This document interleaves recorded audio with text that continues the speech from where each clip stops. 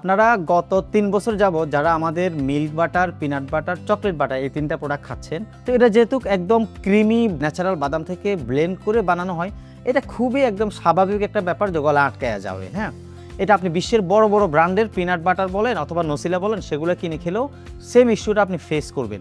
এখন কথা হচ্ছে, এমন একটা মজার জিনিস আপনি যদি মজা করে না খেতে পারেন তাহলে তো আসলে একটা সমস্যা। সো আমরা লা অর্গানিকার টিম অনেক দিন যাবত রিসার্চ করতেছি যে কীভাবে আপনাদেরকে এই সমস্যা থেকে বের করতে পারি।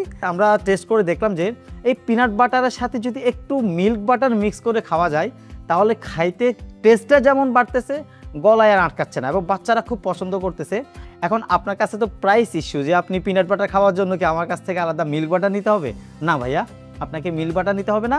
আপনারা যারা আমাদের কাছ থেকে হাফ কেজি পিনাট বাটার এবং half KG chocolate peanut butter combo order করবেন, তাদেরকে আমরা 250 গ্রাম মিল্ক বাটার সম্পূর্ণ ফ্রিতে দিচ্ছি।